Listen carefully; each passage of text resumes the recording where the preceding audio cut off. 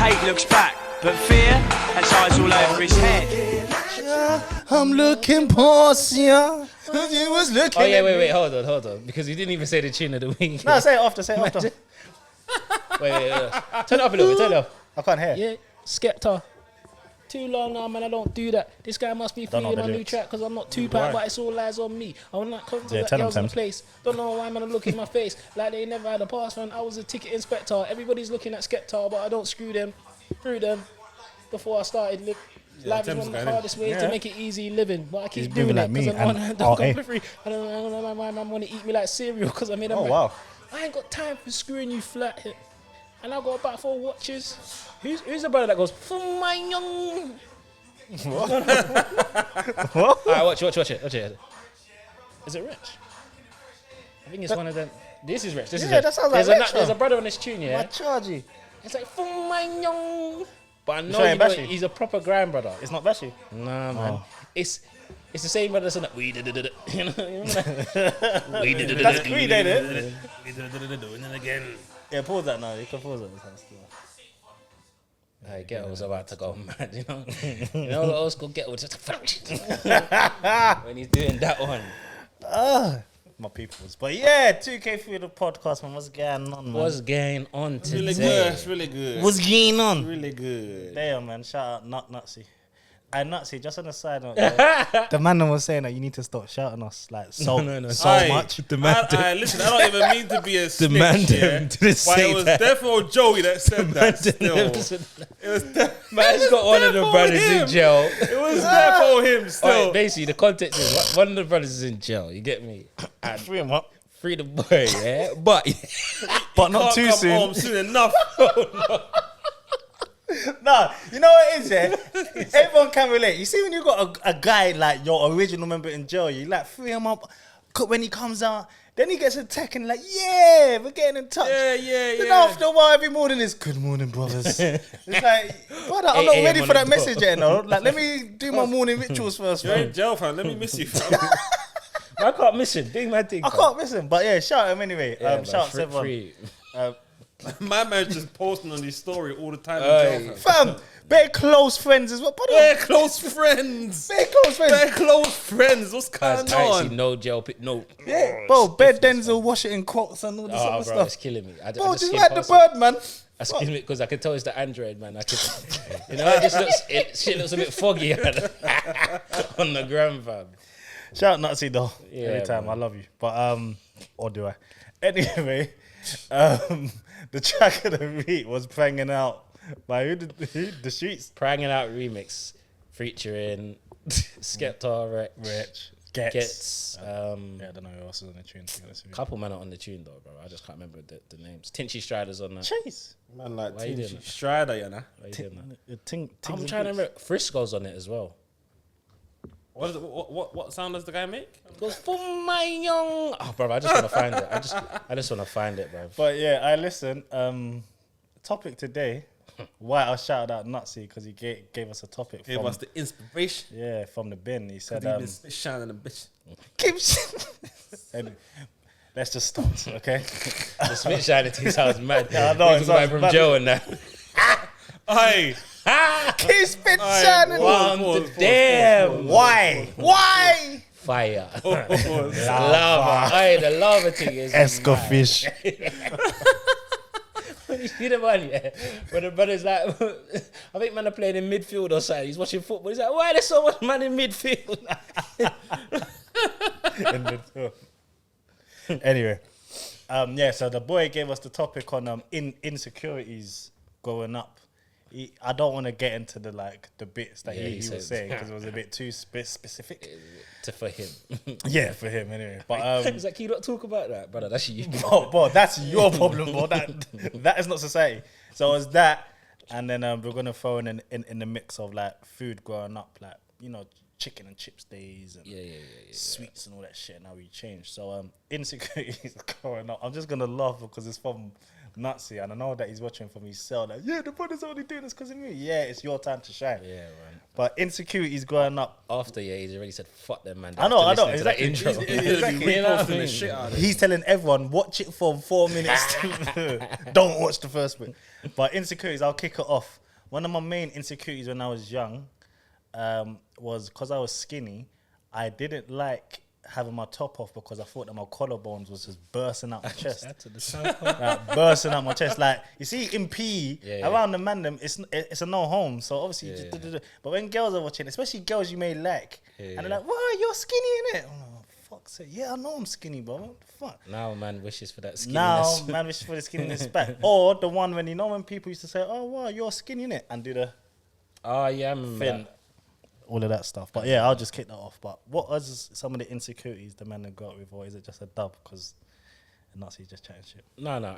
I think my main one, growing up, and this probably came after school because it was weird because I never had this problem in school.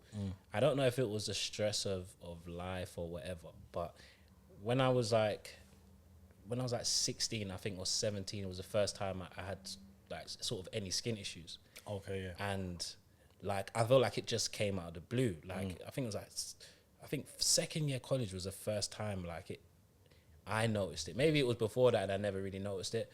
And I just remember one time I was playing football. I can remember it so vividly. We was in college. I was playing football, and then I think I just looked in the mirror and I was like, bro, like, what's going on here? Do you know what I mean? It's like maybe I'd noticed it before, but I didn't. It was the first time I'd it really came into like, oh shit, like what's going on? And I think it's followed me a lot through life, and it's not until I've just been like, oh fuck it. Sometimes, like, to be fair, I think that maybe this comes into the eating and stuff. I think a lot my routines as well, and my sort of my mindset and whatever I'm using has helped a lot. But like I remember, like through school, I never had that issue. I was never worried about nothing. You know what I mean? Man's wearing shorts playing football. And then it weren't until second year of college, and I don't know if it was the stress of like college or stuff that brought it on, and it just never seemed to leave. So yeah, I think that was like my biggest one. Main one. Connie, what shows? Bro, obviously the man didn't know. Don't start making no jokes, bro. No, because I thought it was not having Sky, innit? Oh no. Man's good, man. But water, bro, I'm so thirsty. A coconut water. Crazy, bro. Fucking so. These waters are Bro is trying to man's drink gonna go drink someone else's water, you some know. 2-week-old That's water. been there for a couple of weeks. Right, you know. But so back in the day, man had the trim, man had the Mohican back in the day. You know when Mohicans are popular, obviously. Yeah. And then I dyed it. Like, obviously, Temz has been successful with the hair dyeing treatments and all that, you know, pattern. But me, man got dissed on the internet the other day, though. Yeah, I see it still. You see it? I see it still. Someone was like, "Oh, I'm not taking advice from no nigga with yellow hair." My mum showed it to me. I said, people on the internet are cool, innit? they're rude, fam. I was like, when I first saw it, I was like, "Man, damn, my hair about to die." Fuck, man. People are cool, fam. Niggas feel unwashed.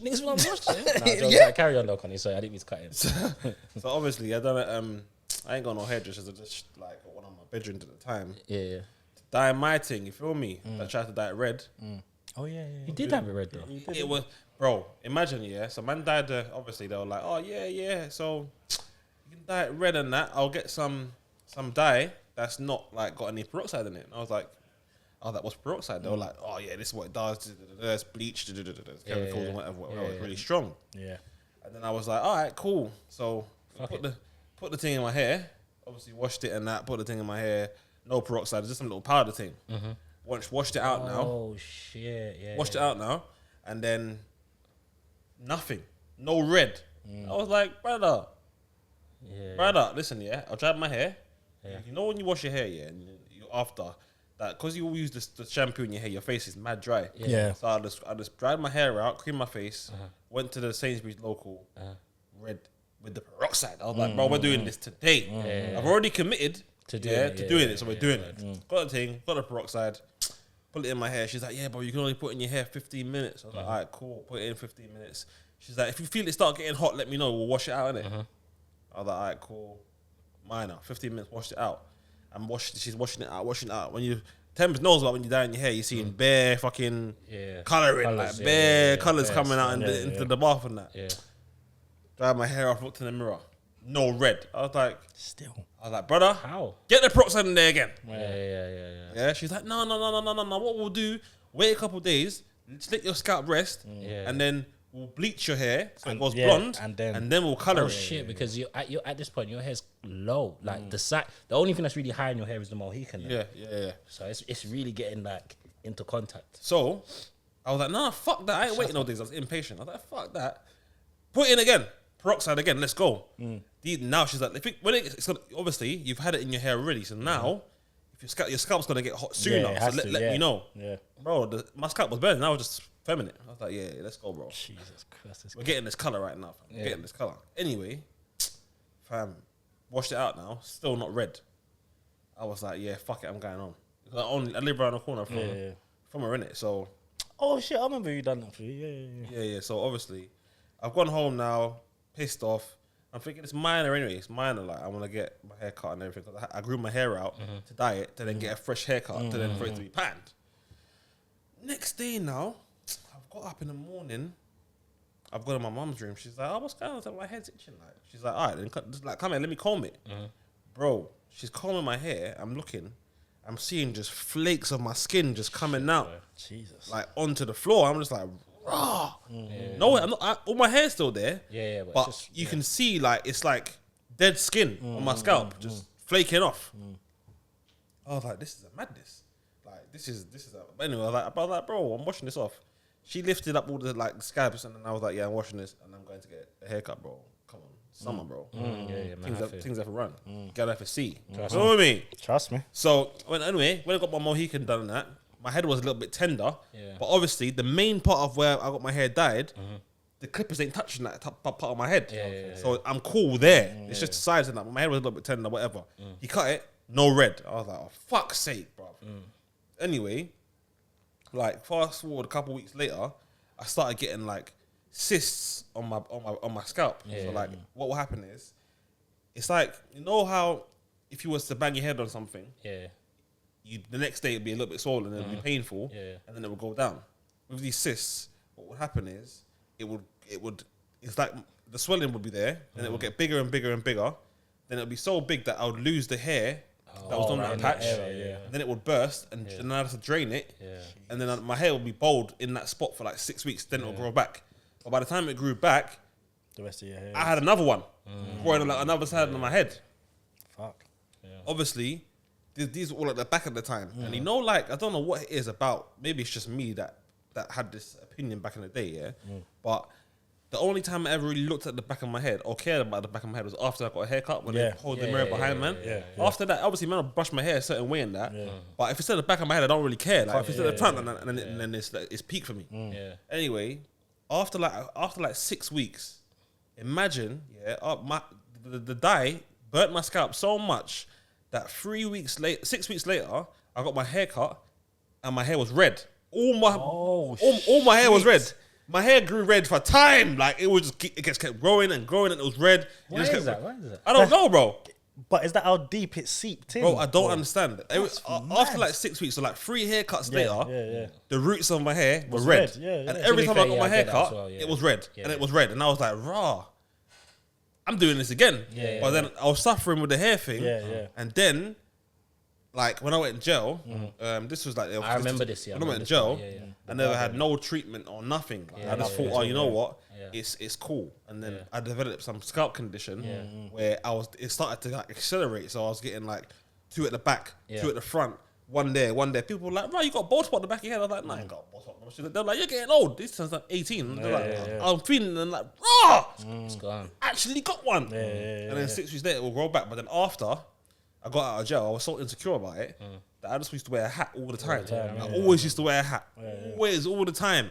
And obviously, when I was linking girl and that, going to their house, the cyst will be on my head and that. Obviously, it's underneath my hair, so they can't see it.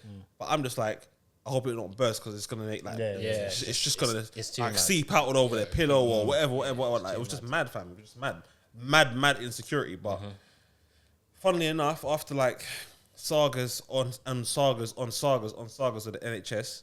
Because you know how when you go to the NHS, like they just guinea pig you to fuck.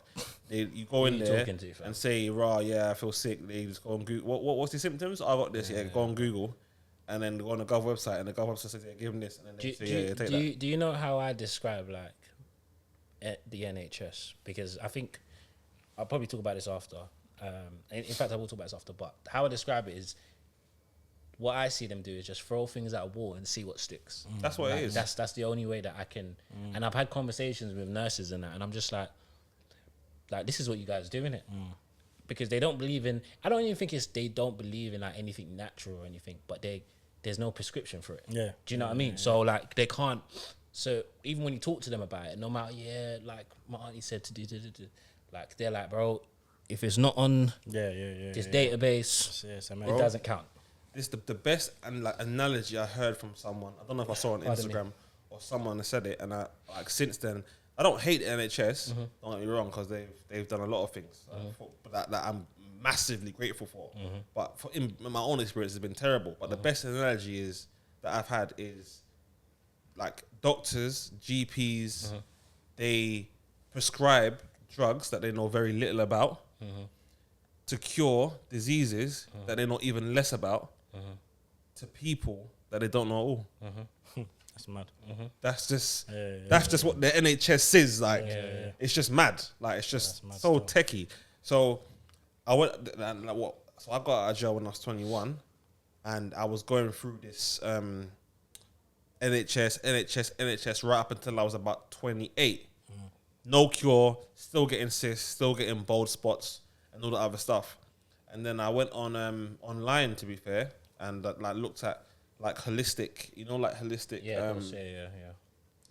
treatments and stuff. And I was thinking, oh yeah, I need to see if I can find something natural. Bro, I swear to God, the man them are not gonna ever believe this. Yeah, but when I typed in my what they diagnosed me with, Okay. And they obviously when I typed it in on the website, they said it could be this, it could be that, could be this, could be this, could be this, and they were like, for all of the conditions that they said I had, they said basically what happens is you've got a chemical in your body that releases it releases through the pores that your sweat glands in your scalp basically. And inside your body, the chemical's fine. When it releases and makes contact with your scalp, it becomes, it creates an allergic reaction. So that's what what creates the cysts and the bald spots and that process. And that's why it won't go away, no matter what you're doing. All you have to do is rinse your hair every day. Every day, no soap, no shampoo, nothing. Just every morning, rinse the excess chemical, the natural oil your scalp produces. Rinse it off in the morning and don't let it build up. Nothing since then. Nothing. That's insane. All I've done since then is rinse my hair because I was using Nizoral shampoo, Polytar shampoo, this one, that one, shampoo. They were like, no, stop all of that. Because I was washing my hair with shampoo every day. And I don't really know any black people that do that. Obviously, cleanliness is next to godliness, but not washing their hair with shampoo every day. It's not good for man's hair. You get me? So they were like, just rinse your hair every day with water. And since then, I haven't had a single problem, bro. Fucking hell, man. That's a mad thing. So them GPs, fuck them. Amen. That's mad. But that was one of my up until I was like about 28. That was probably one of my biggest insecurities. Because when I started getting them at the front of my head, I wouldn't go to motives. Of course, But you couldn't wear a hat or anything like that. Of course, that's a bit mad.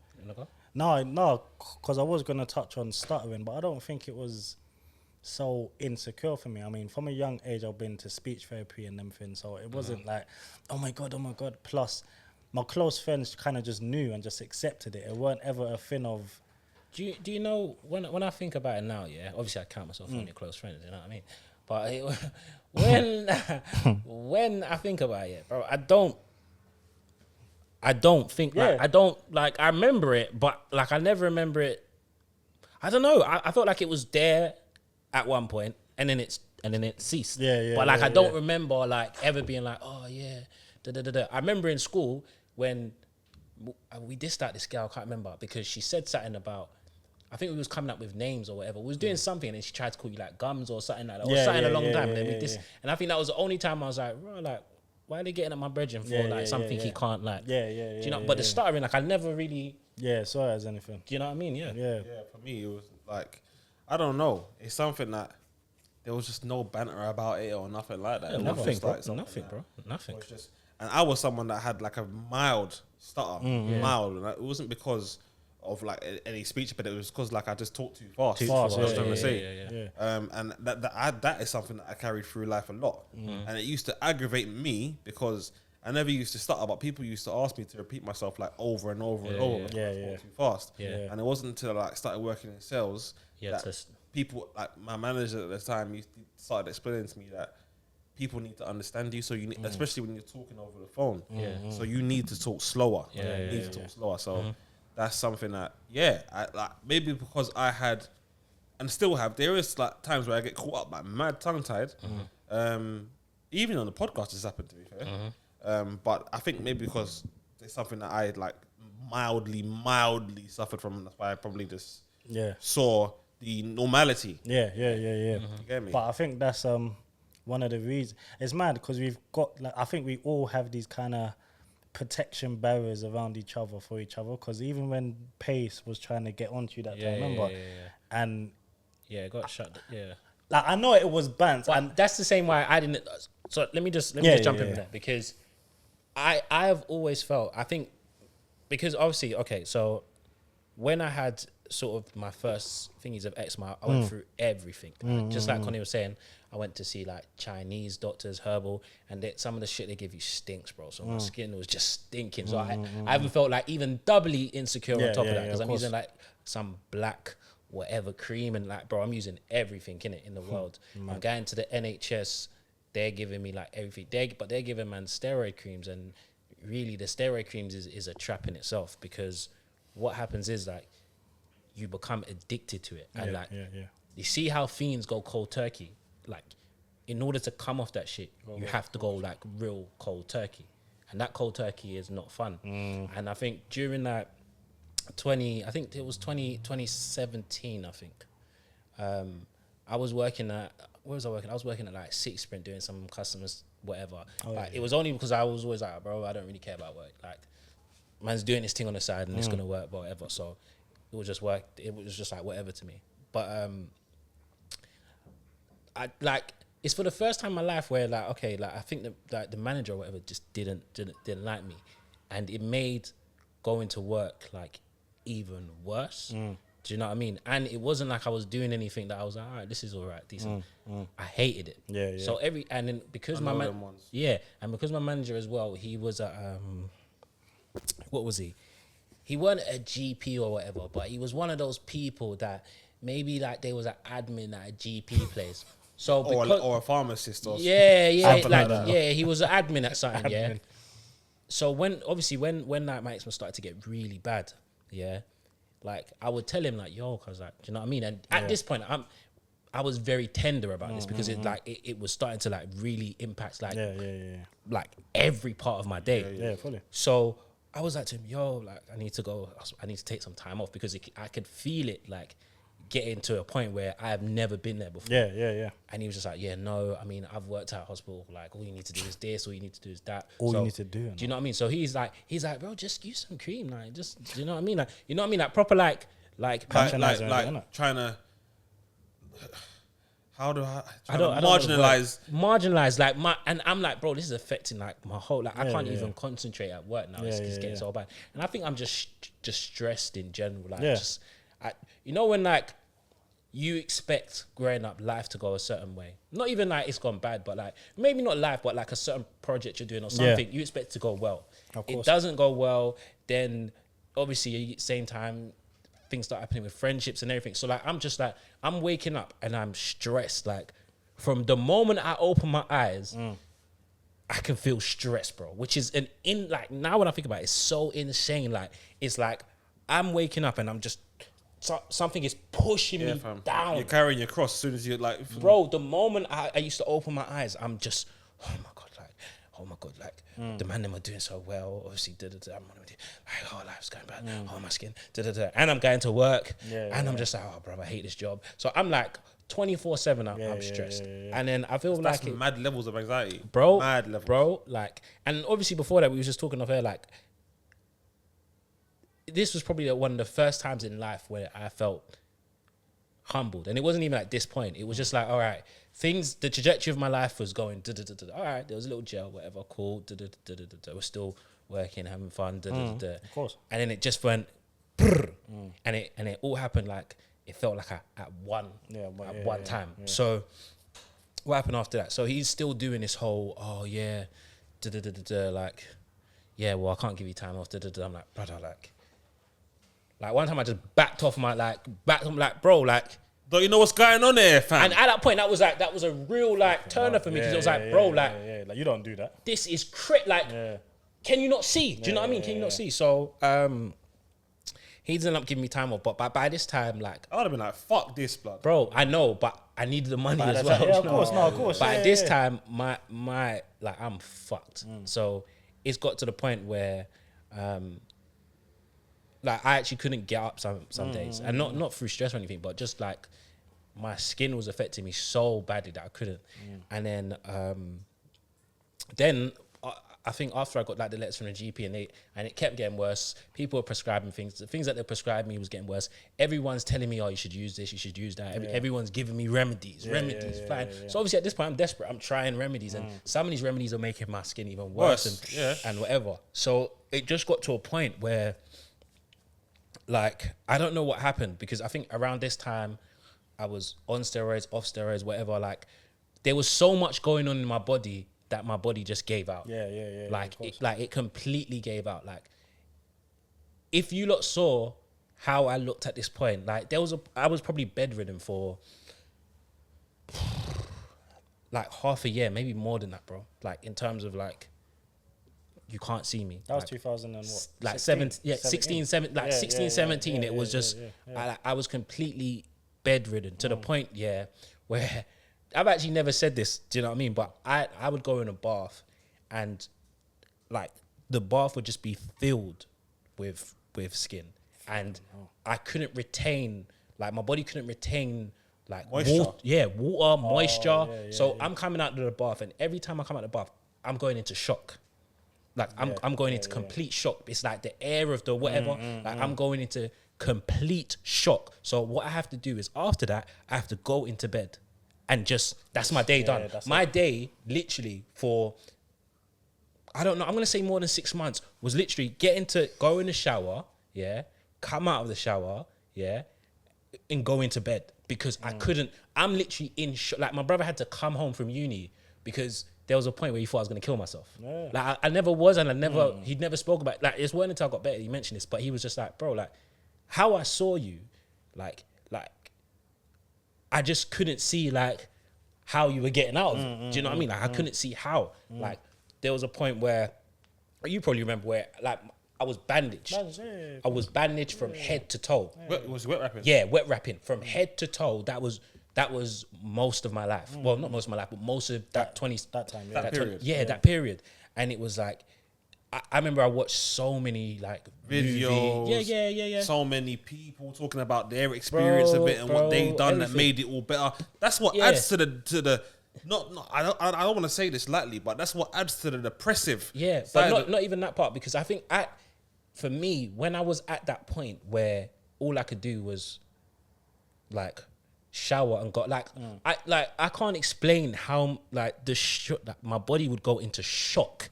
I would come out the shower and I could almost pass out just from having a shower. Cold water, hot water, like I'd pass out, and my bath would just be filled. And I thank my mum at that time, because she had to clean all of that, bro. Course, like I'm walking, I'm leaving a fucking trail, bro. Like I'm fucked. So so like when I was saying I was watching, I'm going through Fast and Furious, every single one of them. I've watched Jurassic Parks. I'm watching because my life is nothing. And I think for me, it was like God was just telling man, bruv, slow down.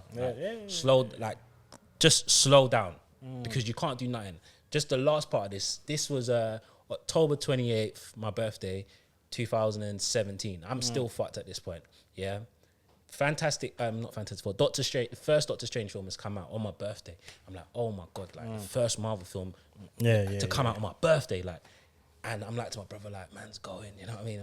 I'm putting on my clothes, but at this point, I am so feeble, bro. I am a shell of my former self. Like, my face is like, I look like a zombie at this point, bro. Like, I'm so feeble. So, yeah, like I put on my clothes and I'm wearing like big coats and that, like, and I'm like, yeah, let's go. And my brother's like, brother, get back in bed. Like, it's not. This ain't it. Myth, are you taking a piss? Like, you cannot even like. I'm like, bro. Like, he was just like, bro. And as soon as he said it, like, I knew it in my head, innit? But I was still gonna try and ride it out. And all before that, I'm thinking, okay, how am I gonna? Like, I've got to wear basically a fucking hood or coat throughout the whole of the cinema. Do you know what I mean? Like, I'm all thinking about that, and it's making me like more anxious. Cool. And then when I've done, I'm like, yeah, that's what he's like. Go to bed, bro. Like, you can't do this, bro. Like, do you know what I mean? You can't do this.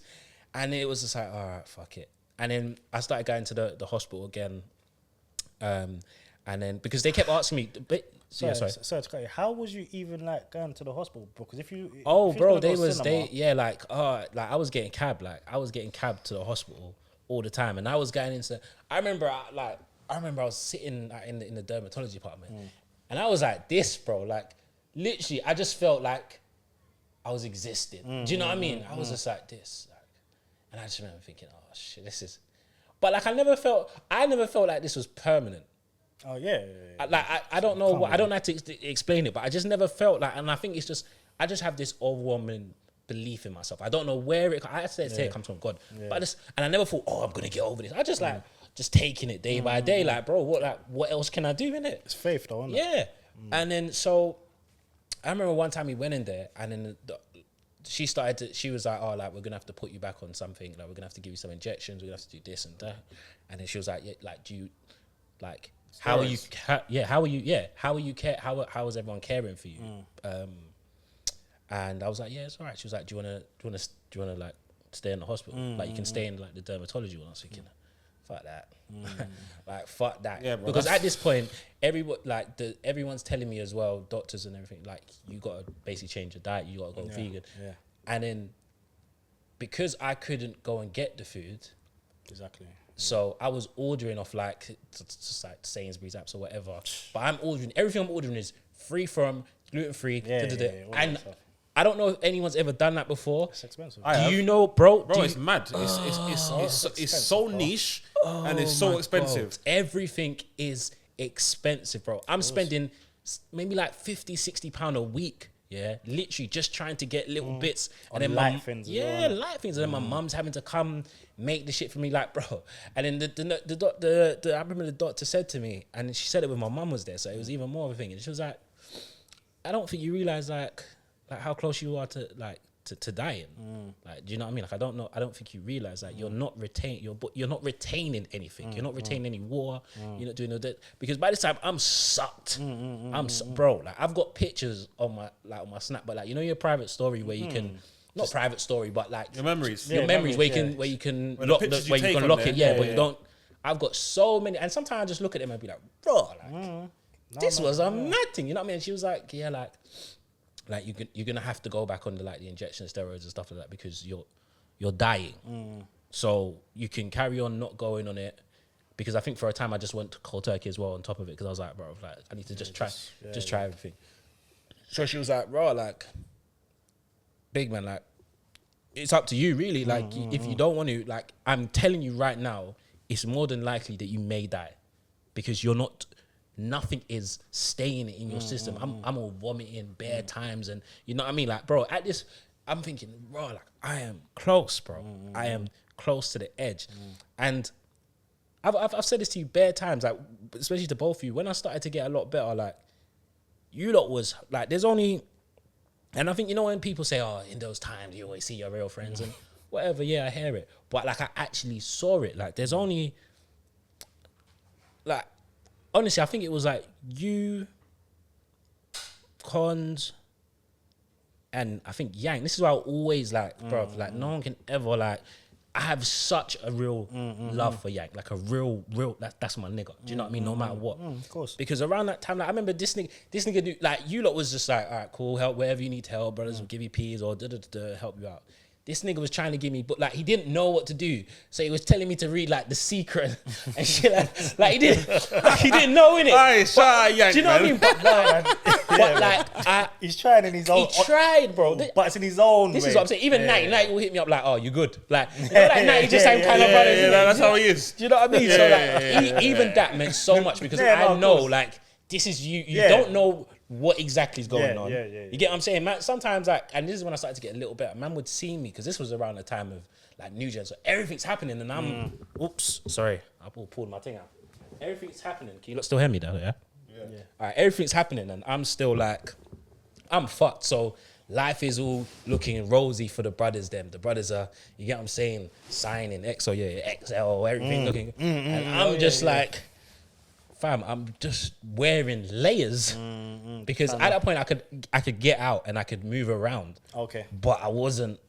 Do you know what I mean? But you came out. But when you came out, you still had bandages though. Yeah. I had to start rolling with bandages, and he was like, "Oh, bro, have you got sickle cell or something like that?" And I was like, remember. "Nah, fam."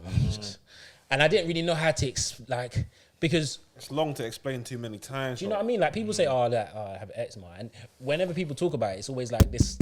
Like, oh yeah, my man's skin, or something like that. Not about me, but just in general, innit? It's like it's always kind of mild. Do you know what I mean? Marginalized. And it's like, it's not until the doctor's like, yeah, you got severe eczema, and I was like, oh, I don't want to be going around like, you know what I mean? It's just long, and I had this like, even when I was wearing the bandages and stuff, and I just still didn't feel complete as a person. Do you know what I mean? Because it's like a complex. Yeah, bro. I go home and I'm like, oh fucking hell, that was an ordeal. That was a long day. Like it was just a long day because I'm keeping up this front, but like it, like my body's like I'm getting better, but it's still everything. I'm still fucked. Do you get what I'm saying? At the end of the day, I'm still fucked. And I remember I'm in the group chat and I'm just like, yeah, bro, like it is what it is. Like I don't know what else to say. I didn't really feel maybe it's, you guys know different, but I never felt really woe is me in that time. It was just like this is it what it is. I remember your mum hit me up like, I can try this. Do you know what I mean?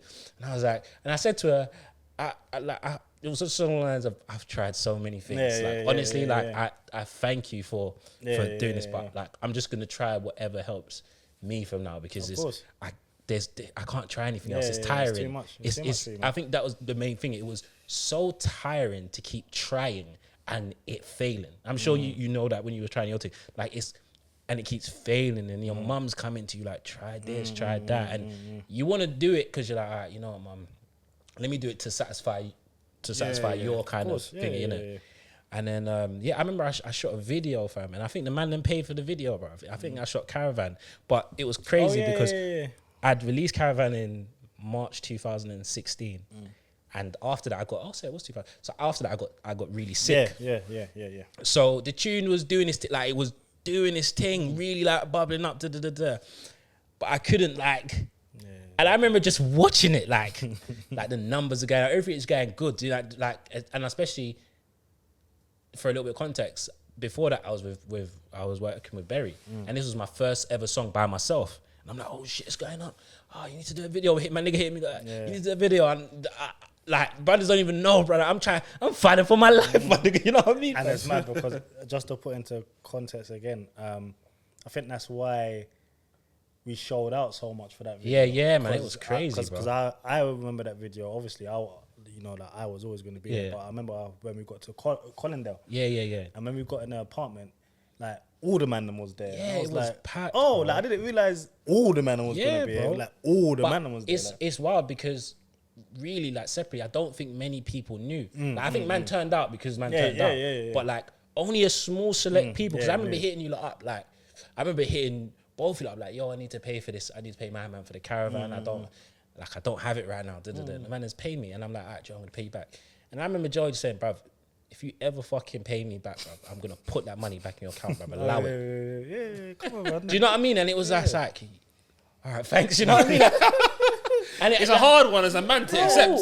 But that's how you got to do it. Even though man's business is a hard one to like. No, of course it is, man. Bro, and at that time, man is down because context is I'm not working at Exactly, this point. I've been sacked. Yeah. Like my man is just Oh, my man sacked you. So basically, I've been sacked on some next things, on some like, oh yeah, he's not attending, and then on top of that, I've tried to, at the point where I'm sick, but I'm trying. I've tried to get a next job, and this job was in northwest London, far out. It was hella far out. Yeah, so I've tried to get that job, and I remember that's the train journeys. I was fucked. Yeah. I was so fucked, where like they didn't believe that, because this is induction week. Do you know what I mean? Yeah. Like I've got a job, yeah. and I was like, oh shit, I can't do this, and I've had to. I basically sent pictures of my body to work, and it was just so like. It was just so soul destroying at this point. And Yeah, you know of what I course mean? it is, Like, it was just so like, oh my God, I'm so feeble as a man, like as a person. And then they're like, and then they were just like, oh yeah, but sadly, because it's your induction week, we're gonna have to let you go. Yeah. The good thing is, I don't think they realize this. They paid me for like 2 or 3 months by accident or whatever, and they paid me a holiday. Oh shit. Yeah, so I had a little something. It was I all said, right. You got furloughed. Yeah, I got furloughed. Nicely. But You got furloughed, each fam. week, man is spending 60. Man's spending Yeah, money yeah, on yeah, whatever, yeah. these holistic whatever. Yeah. Man spending money on trying to be Gluten-free. free from, and it's just like, bro, this. By the time it was, because that whole period is like 6, 7, 8, 9 months. By the time like it's a whole year. Yeah. By the time I've shot the video, I'm down. Do you know what I mean? I'm down. I'm on. So I'm not on. I'm on job, like, what's it called? Universal credit or job seekers allowance. But I'm on a next one that happens when someone's unable to work because of sickness. I can't remember what it is. It's like ESA or Yeah, I the don't next know one. that one. And they're all shit as DLA. Java. Yeah. Because I had to go. I remember this is the last one. So I'm talking you lot, Sarah. Yeah. I had to go to the. It was even. Do you know what? All these things, and I really feel for people with disabilities and stuff like that, because it's the first time. I know it's not nothing similar, but it's the first time I felt like, because they put us all in a room, like everyone that wanted to apply for this thing, and you had to go to some separate center, and then you had to go in and speak to the people, and just be like, yeah, this is why I can't work, and I'm bandaged off at this point, and I'm like, yeah, this is why I can't work, you know what I mean? And he's like, but if you tried to do, I'm like, brothers, like, at this point, like, I'm begging for money now. Exactly, Bro, like, everything. They want you to twerk. Yeah, Literally. everything I know as a man and as a person, like, I'm having to strip, like, Because all of this stuff is going against your thing. yeah, bro. So I'm having to strip all of, like, not my insecurities, but like strip all the vulnerabilities and let everyone's like, see, this is what's happening. Do you know what I mean? And just for a little piece of change. Do you know what I mean? In the end, they Person just for... Alright, bro, I don't mean to laugh. I don't mean to laugh still. Just for a listen, little piece of shit. in the end, they still said no. See After what I mean? all of that, they was like, oh, we can't put you on this one, but we can put you on a like a lower tier. And I was just, and then, but the thing is, with that, I never had to go to like the job center or anything. Yeah. And then all that money just getting sucked. Like everything I've saved in my few years back or whatever, everything is just being sucked out of me. Like sucked. Because I was still scheduled as working for my other place for a little bit. I had to pay for my medication. Each like 2 weeks, I'm spending hundreds of, it's the first time I felt like, oh shit, this is how these niggas in America feel. I'm spending hundreds of pounds, bro. And I wish that someone could, like, I don't know, I wish that I just scammed the system from earlier. Because after a point I just started doing, bro, I don't pay for my You know what I mean? Because I'm like, bro, like, there's these points where I'm broke. Yeah, exactly. I'm broke, I'm fucked, and I'm like, cuz, Bro, you're telling me, so what you're telling me, what, if I don't have no money, I'm then I'm not gonna get getting my worse? shit, bro. Bro, give me my shit. Give me it now. Yeah, I pay for whatever happens, like, it is what it is. But then after I got the thing, anyway, yeah, man, but that was like a whole ordeal. And as much as I like to think, like, I'm over that, because I think it was like 2018 where I started to feel sort of kind of like myself again, innit? Yeah. As much as I think I'm over that, I still have, and I use this word slightly because I feel like everyone uses this word, but I still do have forms of like PTSD with certain things. Yeah, of course you would, man. Like with just kind of going through that experiences. And I had to buy a whole new, like when I started getting it again, I had to buy I bought a whole new bed. I painted my whole room because every time I walked into that place, it felt like, of course. It's, bro, I changed that room from top to bottom, bro, because every time I went in there, I still felt like it's coming for me again. Yeah, do you know man, what I mean? It's like regression. Yeah, bro. It's like you're going backwards. Yeah. So every time, when I'd itch or something, I feel like, oh my God, it's there again. Oh my God, it's there again. And I don't know if you remember another thing. I think we spoke about this ages ago, but I didn't really link it because I didn't really talk about it. Remember you talking about the Sunset Beach thing? Yeah. There was one time we went somewhere, and this is still the beginning of stages where like shit is just happening on my body. Like I can't control it. There was a point where I had so much like water boils on my skin. Yeah. And I remember like we was out somewhere and Joey's like to me, oh yeah, that's like that thing in Sunset Beach. And because I knew he didn't mean it out of any malice, I didn't, but like it stuck with me so much, and I just felt like, oh my God, like I'm dying. Do you know what I mean? And I remember just waking up like, I'm actually just dying. Like I don't know what to do because like the whole of my fingers, everything, there was just water boils, like just water boils on top of da-da-da-da. And I remember like we was out somewhere because these times I'm still trying to live, man. Like it ain't hit me to the point where I can't go out yet. But like I'm wearing extra layers at this point. Da-da-da. And Joey's like, yeah, fam, your thing looks like the Sunset Beach thing. And I'm like, ha, ha, ha, yeah. And like, then we just moved on with life. It just stayed. Stuck. Do you know what I mean? Because I'm like, oh my God, now everyone can see. Now everyone knows what's happening with me. I'm dying. You know what I mean? So it was, that whole experience was crazy. And I say that all to say this, because I feel like I've taken up bare time. Like, it's still even though I feel like, this is what I was getting to, sorry. Even though I feel like, okay, this is, like, I'm past all of this. Like, it's still such a big part of my life. And I feel like, all right, cool, yeah. Like, I'm over whatever, but it still happened to man. Do you get what I'm saying? It still happened to man. And it was such a long period where maybe if it was 2 months, 3 months, it'll be all right. But it felt like an extension of maybe like 3 years where it was just like, just battling. And then succumbing, then trying to get over it, then realizing, oh shit, I don't have no money. And these points, now we're like 20 and 18. Do you know what I mean? Like we're getting on, fam. That's only 4 years ago. So it's like the brothers are doing well at this point.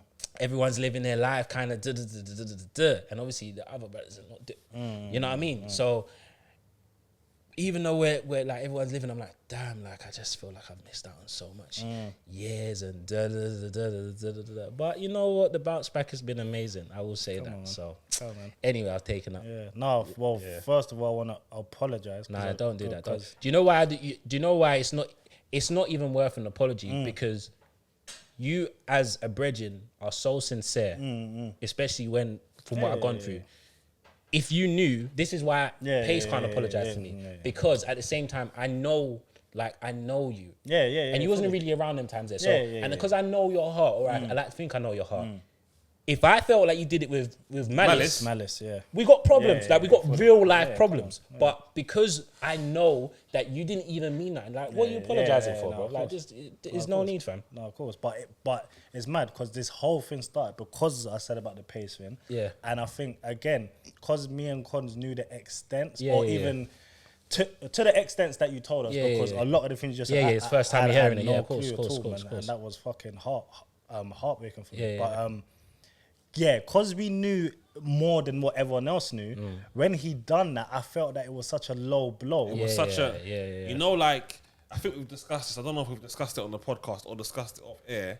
And I don't even mean, like, I'm not even trying to dig Pace out or throw him under the bus or anything. But you know, like, when we discussed it, when I say it, you both probably remember when we spoke about, like, when people bring things up that you feel, like, when they say things, you automatically know that they've been thinking that for they've been waiting for the opportunity to say something like that. You know what I'm trying to say? You know what I'm trying to say? So it's like that's how it came across at the time for me. I remember that it was the chat was icy that day, and I felt like you lot was way more icy than me because I was trying to get over it because obviously I'm still going through it. So I'm like, bro, like, let it go. The man ain't letting it go. And it was just so icy. And it was just a point where I just had to banter back a little bit just to kind of diffuse the situation. But exactly man, like, I will say, bruv, thank you, lot. Because come on, man. That time was fucking hard, bro. It was hard as fuck, fam. Again, for me, it's like exactly the same thing in regards to, like, Joey's. When Joey was stuttering back in the day, I mildly experienced eczema. It was like there was relatability there because of course we both went through the same. I had my scalp condition, which was different. But and while you was going through that, I remember at the same time, he was trying to get share butter and everything. Sorry, bro. But at the same and time, the pastor oil from Jamaica and everything. Oh, I was trying to find all the remedies, but when you was going through that, I had already overcome the whole eczema thing. But we both went through the same NHS kind of cream. We were even talking about the same like E. coli and all those other things. Like when I saw, even I get PTSD from eczema because. My mum, I was in my mum's room the other day talking to her. This was like last week, and I opened the drawer, and there was a big tube of E. coli in there. Yeah, scary. I was like, "What are you doing to that?" She was like, "Oh yeah, sometimes, like sometimes this, sometimes that." And when I get rashes, I put it on, and the next day it's gone. I'm like, brother, just keep it away. Keep that away from me, bro. Keep that shit away from me. I think when I realized it was nuts was when I started having to take bad tablets. I was on something called methotrexate, and it was like a steroid tablet, and I had to take 6 1 week, 5 1 week, 4 1 week. But I'm taking 6 of one tablet. Then there's another thing that I have to take 2 times a week. And the thingies were like bullets. Like so I'm taking like at some points, I'm taking like 10 things a day, like 10 things in the morning. Not even like, do you know what I mean? Exactly. And it's just like what is going on? It's literally like chronic illness that's exactly chronic illness level medication. That's what it is. It's a chronic illness. And so it was just like honestly, like I just always think about that period like, bro, like you're such a fucking G, bro, because like of course lesser people would have fucking crumbled. And I remember just like sometimes I just be illing in my house like, bro, I would watch films from morning to the end, and then the day would go, and I used to dread sleeping because I know I got to wake up. And because I'm stiff for so long when I sleep, I know mornings it's going to hurt. Like the whole period of me like having a shower or anything would take like maybe 2 hours because I got to mentally prepare myself to get out of bed because my body's been so stiff and all the cuts and everything. And then, sorry, this is it's so graphic. I apologize for how graphic this is, But yeah, like I would also have maybe like on my belly alone, maybe like 40 or 50 cuts. So I don't know if you've ever been in the shower. And I think this is another reason why I was going to shock. I don't know if you've been in the shower and you've got a cut on your skin and you feel the kind of, you know what I mean? When you have or you put water on a cut. It's nerve ending aggravation. But imagine you just on your chest or your whatever, you have about 50 cuts. Maybe you have like 10, 15 on your arms, some on your back. So you're just, like, you know what I mean? Like you're just like the moment it's like shock therapy. Bro, I'm coming out and I'm just, plus skin is just falling off. Plus I'm leaving and I'm just like, like there's bare times when my brothers had to like fucking just put the towel around me and I'm just thinking, fuck, it is what it is. Like I just kept saying it is what it is because like I knew that where I was before all of this, like sort of mentally like leading up to this, and I was like, bro, like fuck it, innit? Like fuck it, innit? Like what? Like what's the worst that could happen? Like what after this? Like if I'm gonna die or I'm not. Like it got to the point where of my thinking like. I'm either gonna die or I'm not. And I like the scary thing is one thing I never like, it was in my head and I never really want to touch on it. It's like, how long can you do this for? Because you've lived a life up to 20 something. How are you going to adjust? Like, how are you? I never really wanted to think about that because I don't know what my answer would have been. And this is the last thing. And years later, there's some girl that I know. She lives in Nottingham and she has psoriasis, which is the next level. Like it's like a step up, bro. It is like as bad. It kind of put things in perspective a lot because as bad as I felt like about like me, she's so blasé about it. Like this is what it is. Like she's even worked with like sort of like Vogue on or these maybe not to that level, but like fashion magazines talking about. And I was thinking, I'm such a pussy. Like sometimes I won't wear shorts because I'm like, bro, the level of damage that's been done to my legs, like I don't want to wear it. Then I'll see her out like just like life is good. Another reason why I have never been to Cancun That is the main reason. Okay. Because I was, and I know once I'm there, I'll get over it. Fuck it, life is life, and it's whatever. It don't even mean. But just that thought was so scary. I remember I put a deposit down.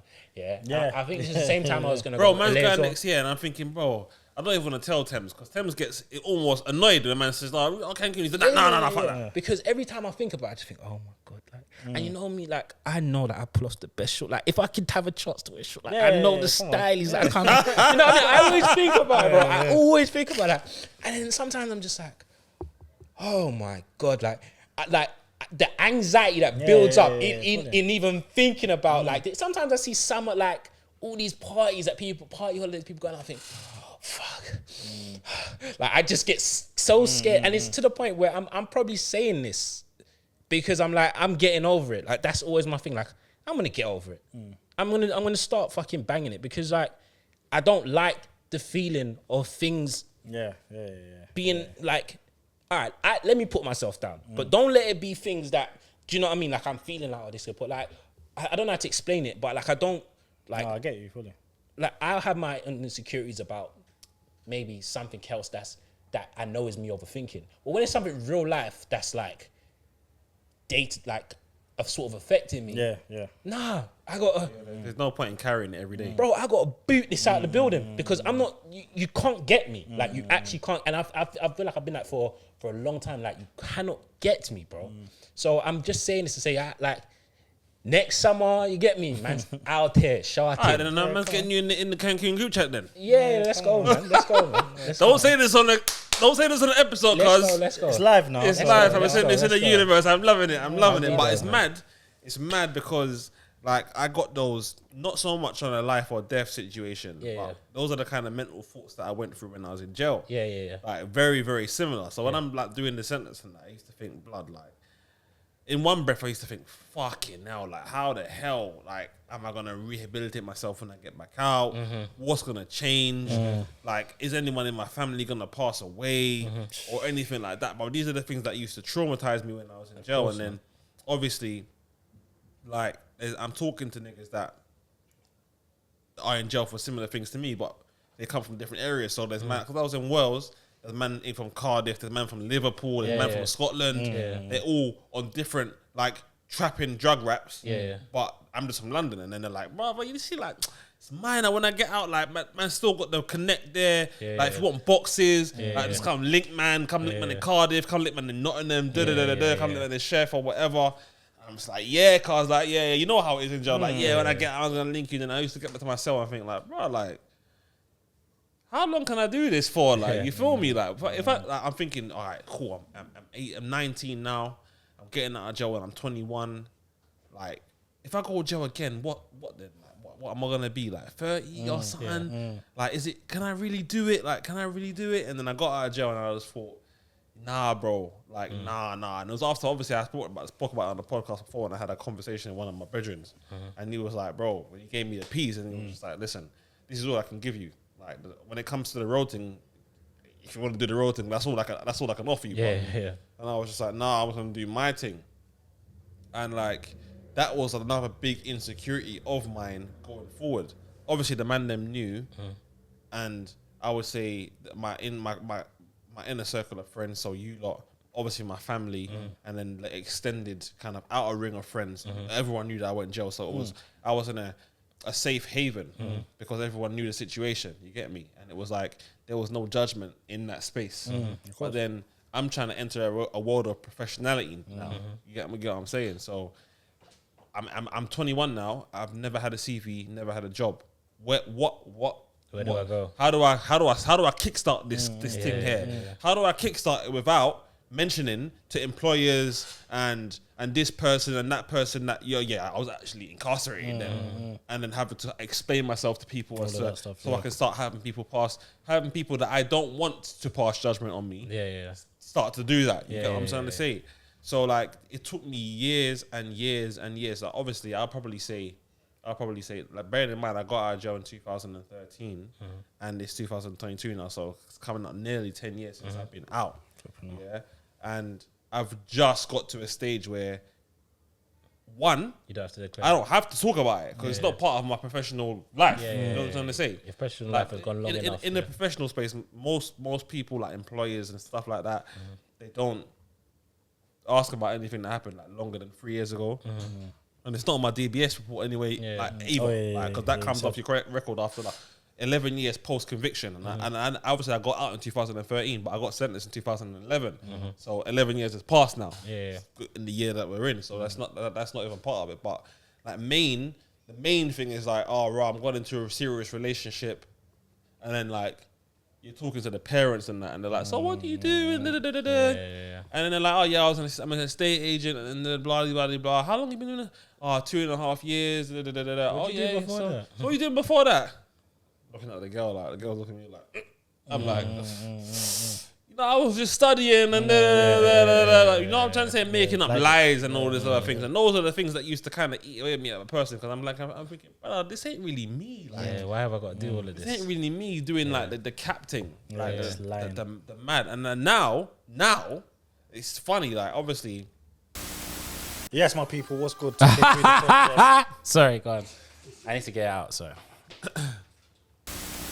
Yes, my people. So a lot of people have been requesting and asking how can they get involved and sponsor. You know, send us things, put things in the podcast, all sorts of sponsorship things they're talking about. So we wanted to do this nice little ad to tell you guys you can do that. 100%. The email is going to be at the bottom. Temz, say the email though, please, bro. The 2K3 podcast at gmail.com. That's the 2K3 podcast at gmail.com. You look like you're going to laugh, bro. You good? I'm just happy. I'm just waiting for you lot to send you lots messages so we can help you and you can help us and we can all make this work. Okay. You know? No, because you were smiling. No, so it's over, bro. It's over. The advert's over. No, but they want to laugh as well. Hit us up, the 2K3 podcast at gmail.com. Help us to help you. Help us to help you. Keep spit shining, bitch. I can't do it. I chat to people and I'm like, oh, so I'll be having a conversation with someone I know around people that don't really know me like that. And I'm like, yeah, but when I was in jail, and they're like, you was in jail? When? And I'm just like, brother, it was a long time ago, man. It's cool, bro. Like, we'll talk about it another time if you really want to go through the whole fucking Q&A. But I was in prison. You've seen the movies. You know what prison's like. I don't need to tell you, man. Like, I don't need to tell you. So it's all good. It's all good. But yeah, bro, that was one of like the big insecurities, and like somehow where I could relate to what you were saying about how long could I really go down the route of criminality, not to say that I'm above it or like I'm knocking the next man that's on a hustle, like that. Absolutely not. Do your thing, like. But it just how long? I was trying to do my own self-assessment as to like, is it really? I don't know, man. I've probably mentioned this to you bare times, bro. But whenever I'm telling like some sort of story about if it's my brethrens or someone like when like someone you respect or something, like my first inkling is always to go to your story. Always. Like my brethren, I saw him go from to because I genuinely think it's such an inspiring story. And I think this is why real niggas really fuck with you. Like real trappers in the air or whatever, like that grew up around you, yeah, and maybe still on the same thing, there's like a different level of respect they have for you. Because it's not like you're just maintaining. It's not like you just like, all right, you did the trapping thing, and you started working there, and then it was just, he's just above water. Like, you're just above water. Yeah, obviously not what you perceive as just above water, but just like what everyone else perceives as sometimes, yeah? They're just doing this little minimum wage thing, yeah. Man, the man there fell off, But no, like you, not saying that you do compete, but you're like it's in the same lane. Do you know what I mean? Like it's in the same lane, so it's like they really fuck with you because like no, that's a real hustler. Like that's from the back. Anytime you mention Conz or you know what I'm saying, you mention a hustler because I've seen a nigga really hustle from school, bro. From school, I seen a nigga working in Mackie D's, yeah, and just riding it. Just it's nothing, bro. I'm just doing it. And at this point, before that, I was like, this nigga, like this is real trapping, nigga. This is real trap. You know what I mean? come out, no song and dance about it, no fucking just bang. woe is me, bang, bang, bang, boom, estate agent. And it was always like, you always knew your vision. You always knew, all right, I need to get a license so I can become an, like, you always knew it. No qualifications or no nothing, but you saw the vision, yeah, and you were so consistent, and you stuck with it so much. And it's the same thing I say, pardon me, sorry, it's the same thing when I talk about you as well. I'm like, bro, I saw from a point of insecurity or a point of whatever, a man sticking to what they wanted to do, like 24s. No looking left or looking right, and like complete tunnel vision. Like, because of proximity, I've seen it. Do you know what I mean? I've seen it from both of you. Like, because I'm in close proximity, and it's just like, I can't think of a year where it was like, like, it was like, yeah, bro, man's gonna do this, man's gonna do this. This is how it's gonna work. This is how it's gonna do. Then the talking stopped, and it was like, level up. For me, and I saw on Instagram, Mike Tyson said it on a reel or a meme or whatever, and he was just like, obviously when I saw it, it wasn't something that inspired me, because I thought that this is something that I already employed in my personality anyway. It was like, listen, it doesn't really matter what you do. It doesn't really matter what you think you're good at, or what you are actually good at, or your divine talent you think you got from God or whatever. If you are consistent, you will do it. That's it. It'll be done. That's it. You know what I'm trying to say? If you can tell yourself you're going to do this every day because this is what you want to do, you will do it. Easily. And for me, it was just about getting to a stage where in my own mind, I had caught up. I had got back those 2 years that I lost, whether it be financially, whether it be the progress that I could have made in that time. Because that was the thing that was kind of eating away at me. The fact that I thought everyone was having loads of fun while I was just in jail. And everyone, when I came out of jail, it felt to me as if all the money that I made through trapping and whatever, everyone had like left uni and had jobs now, and everyone was just making money anyway. Like, it felt, maybe it was it boosted my ego, because at the time where I was trapping, I had money, and the people around me didn't really have money like that. Loads of surplus money. They had the money to do the things that they needed to do. You know what I'm trying to say? Fully. But now, I have conversations with, like, it's an odd one, because let's be real, the trapping thing still pays, and there's like living proof among us, through whether it's through the music scene, whether it's through people we know personally, whatever. Like, not gonna say no names or nothing like that because it's just long. But snitch ass. There's more. I've had conversations with a few men that do the trapping thing, and this is not me making statements to like boost my profile or act like I'm bossy, because I like nice things. I'm just a normal guy. Like, I'm Niki. I don't want no trouble. I'm not scrapping with no one. I ain't got no mashes or nothing like that. You get me? But I've had conversations with trappers about what you're earning. Like, when let's get down to the nuts and bolts of what you're earning, and when you actually deep it, like, when you factor in the losses, factor in the re-ups, the consignments, the workers, the this, the that. Like, really and truly, you're probably like netting. You're doing insane hours, because when you're in the trap thing, especially at a certain level, the risk is lower because you're a bit lower down the food chain, but the risk for reward is mad weird, because you do like 23-hour shifts. And then, like, maybe you're not paying tax and that, granted, but you're taking losses, getting nicked, workers running off, this, that. You're making about 40 bags in a year, fam. Like, what are you doing? Like, bro, what does that really get you? And on top of that, you're making 40 bags, and then you still can't, to kind of convert that 40 bags into legit money, that becomes like 28, 29 bags. Like, you're basically paying the tax on it to make it legal, pretty much. And then if you don't make it legal, you're just gonna buy a kettle. That's it. Or a fucking S3. Like, what? Like, so what, bro? You like, really and truly, you should just, all that consistency you're putting in to get to a certain level where you go from, like, let's say, for argument's sake, you go from making 40 racks a year to making 80 racks a year, when you're kind of like bigger time. Obviously, there's gonna be people in the comments saying, "I make way more than that, and I know this," but I don't give a fuck. Yeah, because I'm not really in that life.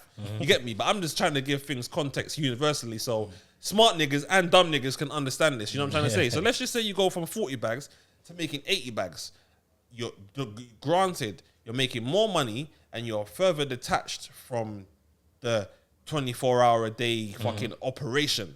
But the risk goes up by like 500%. Yeah, bro. Like, it's mad, fam. You start talking about encryption and fucking when the cuffs come, the cuffs are massive, blood. Stiff. Yeah, men are getting, like, I've seen people that I know, they're not my bedrooms, but we've got intermediaries. Man, niggas are getting 18 years for county lines charges and that, talking about slave labor and all this madness, bro.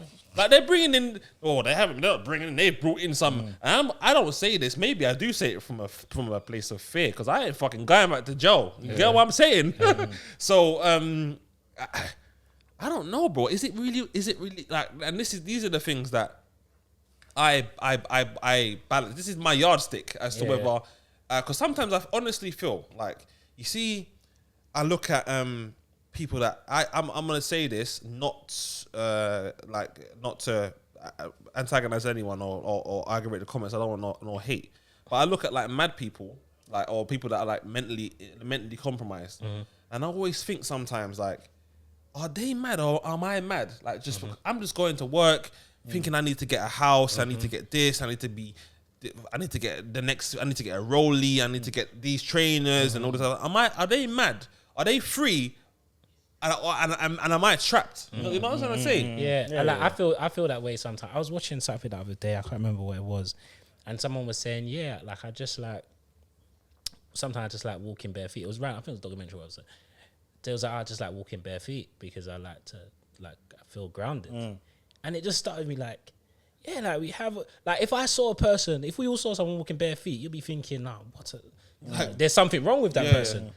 When, like, what is, like, because we have these things specially made, and do you know what I mean? Like, where we're not only, where it's gone past us like, wearing these things for protection. It's like style, then it comes to capitalism, all of that, and it's like you'll see someone walk barefoot and be like, they're crazy, they're crazy. Do you know what I mean? Like, and it's like there's that fine balance sometimes of like, what, like, when it's all said and done, will I be happy? Like, will I be like, okay, I made bare peas, I did this and this, like, and I think those are the things where I think passion and stuff come into play, because it's like, I get it from like a monetary value sort of certain thing, but like sometimes if it's inherent in you, all right, you know what, I like style. Like, it's really, am I gonna look back, especially if I'm doing everything the correct way anyway? Am I gonna look back and be like, why was I doing that? Why was that? Like, I don't have many regrets so far, so I would be really shocked. Like, I mean, I'll probably have some stuff come up in later life, but I'll be really shocked if I look at myself as 70. As long as I'm living the way I want to live, I'll be shocked and be like, oh, damn, I wish I...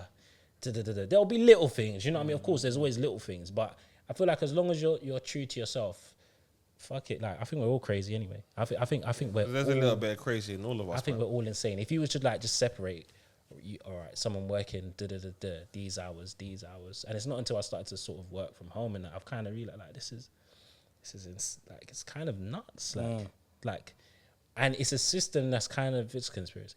It's a system that's kind of been placing us from since school, innit? It's kind of been programmed into, because when you think about it, like, the same thing you was doing for work is the same thing, like, sort of things you're doing, like, for school in terms of, like, the time difference. Obviously, it was maybe earlier. It's like 9 to 3 in school or something like that. So it's a bit later. But it's a shift. And it's a shift. And then you start thinking, like, why the fuck would I do this for another 30 years, 20 years? Like, what? Like, why? Like, money, I get. Like, trust me, I get, because it's the only reason most people work. Most, like, 90% of people, maybe even 98, 95. Because if the money wasn't attached to what you was doing, would you still be doing it? Exactly. Do you know what I'm saying? You know, they always ask that question, like, if there was no money, like, would you still be doing what you're in now? Because it's like, all right, we do all of this for the money, and, like, we get it, and it's all fine. But, like, 20 years, 30 years more. Like, double your age now and you're 60 and being like, I'm still... Exactly. And then you're old and then you're like... Why did I do that? Do you know what I mean? And I feel like it makes a lot of people. This is why I don't. Another reason why I don't. When people, I don't associate myself with fucking. When people say millennials, boomers, because I feel like as humans, all we do is try to other people. That is our main thing. I genuinely think if we was all the same skin color, yeah, we would find a new reason to be prejudiced, whether it will be eye color. And I've read bare fantasy books where everyone's same color, and maybe this is what I'm saying, where everyone's same color, but then someone's got lighter eyes. So now they're like, like I think they're like the fucking Aryan fucking. There you go. So like I feel like we're always gonna other each other, whether it's politics. Like I think politics, especially in America, is just insane. I think we've spoken about this before. Like, are you left? Are you right? Like you will put all of that. Like you'll be like, the right does this, and it's like there's actually so many individual people, like actual living people that have just because they have some sort of state of belief, you just other them. Yeah, it's like it's tribal mentality, bro. It's but like it's. And I feel like the internet is just kind of increasing. Like as a human, I don't think you can get away from tribal mentality. Like no, you can't. I think tribal mentality is part of humanity. It's if personally, if we didn't have tribal mentality, we probably wouldn't be as successful. We wouldn't be one of the most successful species. I know that's probably up to debate, whatever. But we wouldn't be the most. That's a long debate. Yeah, but we wouldn't be the dominant species we were if we didn't have this sense of tribalism. Maybe the world, as in the actual world itself, would probably be better. The earth will be better. But like us as human beings, that tribalism and that selfishness is what great. And this is why a lot of the most successful people are people who are really like, I don't think one track minded is the right way, but like are really like they're like isolated. Yeah. If that makes sense. Yeah. Like you find that the people that are in quote the most successful are like getting divorced. Yeah. They're very people think that they're a genius, but they're very like an island. Yeah. You get what I'm trying to say? No, like you don't really hear them going to parties, or you don't hear about their birthday parties or them having gatherings or having like loads of friends. Yeah. It's always, and like I get you have your small circle, and this is definitely a debate, like a conversation for another time. Like just like how we view like. This probably be for maybe next week, but like especially how we view successful people and celebrities, because I think I don't want to get too much into it, but I just think we dehumanize normal people. I don't know if it's dehumanized, but I feel like there's a very, very high level of detachment from normality. Yeah, like and I guess it's part of it, because when you think of celebrities, you don't even think of their ages sometimes. No. They don't, like, ages don't exist for, like, so you mention a celebrity, like, it don't even matter, like, what age. But if you put that age of another person, you start attaching. So, oh, my man's 40. Oh, you ain't done this in life. You ain't done. Oh, you ain't done. You know your life's almost over. You know you You know you should be retired. You should be. Do you know what I mean? But I think we should. I really think we should, because that's a lot. That's a lot to get into. Trust me. And I think we should focus on that, because I'm itching to get involved in that now. You know, we'll do that next week. I'm itching to get involved in it still, but I think that this right now, I don't know. Joey, you got anything to add? No, man. I mean, it's been one that we wanted to. Was mad how nuts he gave the fucking topic. And then we didn't even get into everything else. But I think it's been the food, didn't it? Yeah, that's man. I think well, especially you two bared a lot of who you are as people, because I think your insecurities shape you of who you are as a person as well, because it's your mindset, isn't it? So it's like sharing that. I learned a lot. And it's like you start piecing things back together, like, oh shit, that's why. Like even when you said about Cancun, it's like, oh shit, that's why. And it's like, oh, it's like it kind of. I always used to think, why the fuck did he want to roll? It's like, oh, they want to roll with the brothers, like. But it kind of builds me up, like, okay, cool. Now I know that. Now I know that certain things about holidays. And let me not think, Temz don't want to roll because Temz is. Do you know what it is as well? At the same time, I always feel like the Insecurities app man has. Nah, not just me and just in general. I just think like they're kind of like superpowers, bro. Like you can, like I don't know if I'm gonna word this correctly, but like I feel like not even they're just superpowers. I feel like saying it. Sorry, bro. Yeah, he's been doing this for the really. Whole, yeah. That's disrespectful, bro. No, he can't even hear it. Basically, Relly's working on one of our new teams. You can't hear us, is it? No, it's just loud. It's just, but it's been loud from the start of the conversation. You ain't heard it. I had to take like barbecue chunks, you know. Listen, I took off my headphones at the start because I was like, raw, like it's kind of loud. I thought bro was just watching I think you was talking. I thought bro was just like watching like videos and then I've been watching him, you know. He's just over there smiling. Yeah. Bro, I thought that he had headphones on but didn't plug it in. Oh, so you know, it's playing. Yeah, we heard it. Yeah. Don't worry, it's kind of loud still. But but it should be okay. Into the mic. It should be okay. But, that's cool. What was I? Barbecue chunks. Where was I? Superpowers. Yeah. So it's more of a sense of like saying it. Like I feel like saying it and being open really defeats it. Yeah. Maybe it doesn't defeat it. Not defeat it. Yeah. A lot of strength comes from that. A lot of strength, bro. Yeah. Like, and I always feel like I've always sort of been open about like vulnerabilities and stuff like that because I'm like, bro, like, and obviously there's also what's the word, man? There's also I'm gonna say levels, but that's not the right word. But there's also oversharing and shit. Like that. There's also, I don't know what's called. There's like a threshold. There's a threshold. There's always a threshold in it. But I always feel like if I feel like there's something on my head or like something that's really eating me up, like I just have to say something because I know half of it is me defeating my own mind a little bit. That's why when I say defeat, I'm talking about like, because we all have inner battles, and I don't say this in some fucking, you know what I mean? But we all have our own inner battles, like everyday things, and it could be like the most minuscule things that don't really mean anything, but you still kind of have little battles. You know what I mean? And I feel like sometimes when those battles get a lot, I have to vocalize them. Like even if I'm just vocalizing to myself in my room and just speaking on it, it's like I'm not, bro. Like you just can't get me down, bro. Do you know what I mean? Like, and I feel like it's such a sad thing getting got down by your own self. Yeah, it's so sad, bro. Like it's so, and I've seen it, bro. We've all seen it happen so many times. Exactly. Yeah. It's mad. Like it's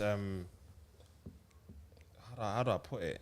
I used to get like caught up in my own thoughts when I used to take losses. This was the biggest like thing for me. I used to think. We know. Yeah. Remember how he used to act, bro. Whenever I took a loss on like peas or whatever, I used to think, oh my days. Like I used to go into it's like a phase of hibernation. Where I need to realize all of that money back. And then the same amount of money again, and then I feel better. Or I need a big win. You know, I'm talking about on low level losses. Yeah, we spoke about this literally when I was in your car. We spoke about this, bro. But if I lose $5 or I lost a bet for £100, I'll be vexed. Like, oh my, you don't understand. Like, low level things. Like, I'll fucking getting a parking ticket, but I'll be like, brother, if there was a motive, I'm not coming out again. I ain't going out. Fuck that, bro. What you used to do, because me and Temz always used to speak on it because that's where the full stop came from because it was just so blunt. But what you used to do is that you'll be coming somewhere or we'll plan something, and you've spoken on the podcast about it, like you'll come home, you'll run the bath, you might pick out the clothes. If you're sitting on the bed, the whole percentage goes down. But you used to be like, what get ready to. We wouldn't know what happens, but something will happen, and your default mode is to go to sleep. Yeah, bro, I need to, bro. Yeah, that's the reset button. For me. Like obviously, I'm not a gangster, so I'm not in the field. The reset button works for me, cause you know what I'm trying to say. So when I go to sleep, when I wake up, I feel level again. Like I feel like this is my opportunity to rectify anything that was bugging me the day before. Yeah. But losing money was a thing where I used to go through like mental struggles. Like. To put this into perspective, this is not even like another boastful thing. It's not even a boastful thing. I'm fucking embarrassed about it. Like, but my fucking, a lot of people got caught up in the whole buzz and craze of fucking, oh my God, invested in stocks over the course of lockdown or whatever. Yeah. And my stocks that I've invested in are currently down about like $8,000. And 4 or 5 years ago, and maybe it's a measure of what I've saved or where I'm at now financially, but 4 or 5 years ago, brother, I'll be thinking to fucking rob someone. Yeah. To like, bro. Do you know what I'm trying to say? Yeah. Bro, I'll be thinking, how am I gonna get this back? Yeah. Now, like, fam, now. like, you know what I'm trying to say? Like, No, real course, bro, a few months. bro. Now, Let's go out. Let's party. Let's go out, fam. Yes, Let's see where the let's kettles go on are. walkies. Yeah, Yeah. because I'm getting a kettle. Yes. You feel me? And I'll be right. I'm not even like that. But now, it's just that it's down. I'm just like. I sit there and I stew about it sometimes because I haven't logged into my trading app. So I might say I'm down now 8 bags, but it could be 6 bags or it could be 10. Like, who knows? Like, I haven't looked at it. I'll look at it again in 5 years and then I'll just pass them on to my children or whatever. Yeah.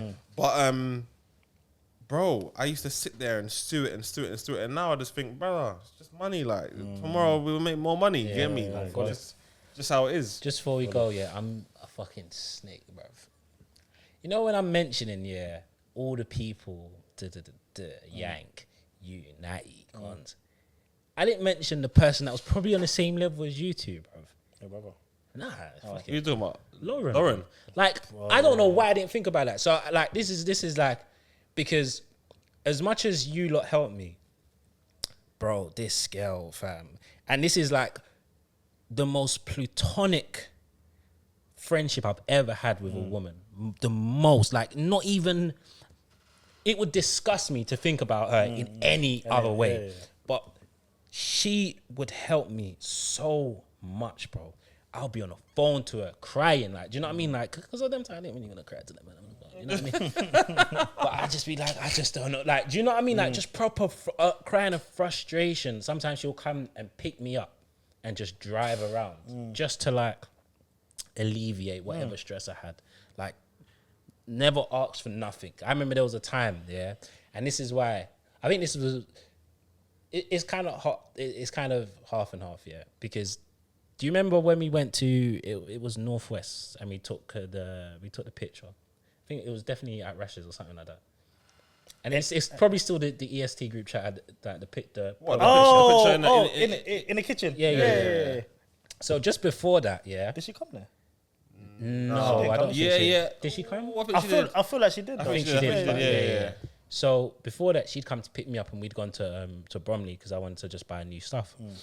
And then, like, I'd kind of, like, I'd been over the hump. I thought at this point. And I went into the, this is so funny. It's not funny when I think about it, it wasn't. I went into the changing room, innit? I picked up the stuff that I want to wear. And I've had to obviously take all my clothes in it. But obviously, you know, like, there's bare lights, there's 10 mirrors. So I've just got, like, it's the first time, one of the only time I've had an anxiety attack in there. You're just like, I'm just, oh my God, look at me. Bro, I am, like, so we're supposed to be in there 10 minutes, bro. I've stayed in there.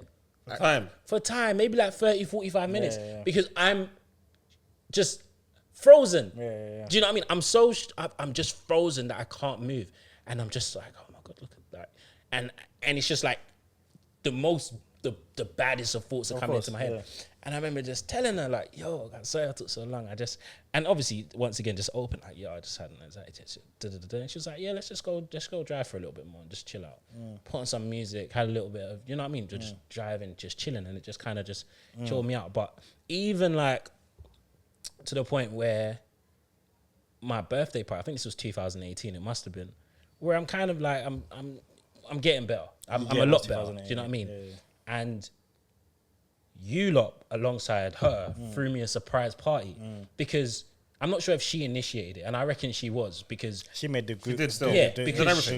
Because she knew, like, alongside you lot, but I think she knew just a little bit more on just how much those last maybe 2.5 years had taken out of me. Of course. So she organised this whole group party. Obviously, man went to watch Man United, come back, and I remember just like, I didn't really know how to act, and it wasn't out of shock. It was just like, I just felt really vulnerable, and it wasn't vulnerable in the sense of, oh, they throw me a fight. It was just like, I don't know how to feel. Do you know what I mean? It's mad because you go into a stage where you're like, bro, is this like, it's my birthday, but is this a celebration? Is this a pity party? Is this? Bro, I didn't, and then obviously, it was really emotional for me as well because it was the first time where I'd seen, like, everyone who'd helped me during that period together, because obviously Yank come as well.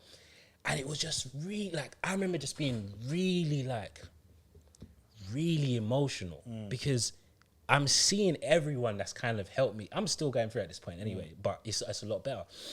I'm in 2018, but I'm just seeing everyone that's sort of guided me or helped me all in one room. Yeah. And I just couldn't like, it would have been too weird for a party about me to just be not praising, but just, I wish I could give you like all £1 million right now. Do you know what I mean? Like I wish, honestly. So I just had to mention her because I just feel like I'd be doing it. And I know, bruv, she's probably the biggest, like the number one listener to this thing if something don't come out on time, she's going to be on, man. Like, bro, like, what's going on with that? Do you know what I mean?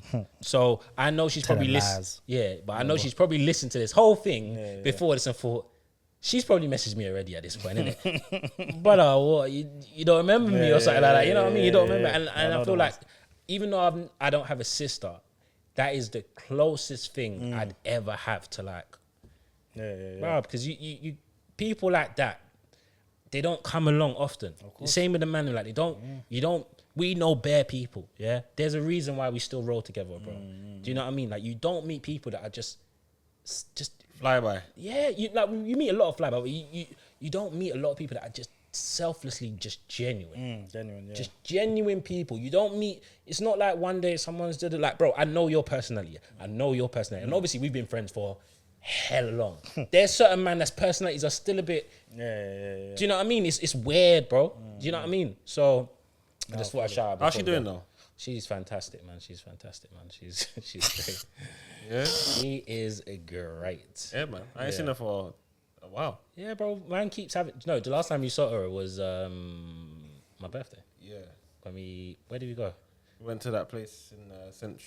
Oh, shit. Yeah. What? When bro was being serious. All but one? Yeah. No. That was us. Oh, that was us. When we went to that place in Shoreditch. Oh, shit. Yeah, my man's place. Yeah. Oh, yeah, I forgot about that. That was the last time. Oh, and we was all outside and Natty was out there doing... Bro, you know that day, yeah? That day I lost peas. Yeah, I lost peas. Bro, bro. That day I lost peas, yeah? And then I came out there and I was just like, you know what? It's Temz's birthday. It's calm. Like, yeah, it's calm. See, Lauren, I was like, me and Lauren, we're not really cool right now. Yeah. And then I was like, what are you eating? I'm just going to have chips, bro. Yeah. Oh, yeah. Remember? Yeah. You were so bro, serious. I was like, bro. We were trying to play card games and everything. Yeah. We were playing this sickest card game. I'm like, yeah, Connie in. No. Oh, okay. I was like, no, I like playing. And because there wasn't many of us, you know what I mean? Once again, when I celebrate birthdays, it's very close. I just want the people. The only person that wasn't there was probably Yank. Was Yank there? No, he weren't there. That was the only person. Nat came. Yeah. But that's it. Like, I think we're past the age of like, I've had bare surprise parties now. I can't even lie. Like, a big man thing is weird, fam. But I just feel like I'm blessed, innit? But your birthday's coming up soon, still. Like in terms of the podcast, your birthday is going to be the first birthday. I'm due to fly out though. Niggas ain't seen me. So. And then obviously man's there, a bit serious. I've taken an L, but I'm like, it's my boy's birthday and that. And you know, like in my head, I'm thinking it was my birthday. He'd roll, so I'm going. Yeah. So I'm gone like, I'm gonna have chips. Yeah. You having a cocktail? Yeah, I'll have a cocktail. All right, whatever. I'll have a cocktail, fam. The bill came. I ain't played no games, and I've had chips and one cocktail, and then niggas talking about splitting it. And then the bill's like, yeah, we'll just split it like evenly, innit? I'm like, okay. I looked at the bill, my portion, yeah, it's £110. I was like, bro, I swear to God, yeah, if it wasn't the ego in me, because if I speak, men are gonna be like, especially because me and my girl not really on terms. I'm gonna be looking like this broke nigga. If it wasn't the ego in me, I'd be like, brother, I had drinks and I had one drink and I had chips. What do you mean 110, bro? Fam, what do you mean £110? Oh, I was like, you know what, yeah, bro. You know what? I'm just gonna Apple Pay this. I'm not gonna look, and I'm going home. I swear he was one of the last to pay. Fam, I was thinking, brother, I had chips and one cocktail, and I'm paying £110 for chips and a drink. What did we get that was so expensive though? It was enough drinks. Yeah, it was. I think man got couple fishes. The fish was bad. But yeah, like you didn't get fish either. I got he got chips, but the fish was popping. I was like, yeah, give me another one of that. Enough drinks is flowing. Man had the belly dancer as well. Yeah, belly dancers. Bro, I was like, yeah, and then obviously like it came to the bill. We was like, split evenly, yeah. then obviously by the time we all got outside, I swear you took him aside or no, that's it. I think it was later on in the day. I think you messaged the chat like, yo, but I was sorry about earlier. Oh yeah. Remember? No, but this is why like, once again, as I said, literally what I said about personalities, I don't feel like I know you. Yeah, exactly. Do you know what I mean? So I know, so like, bro, like, there's nothing unless it's something outside of your character.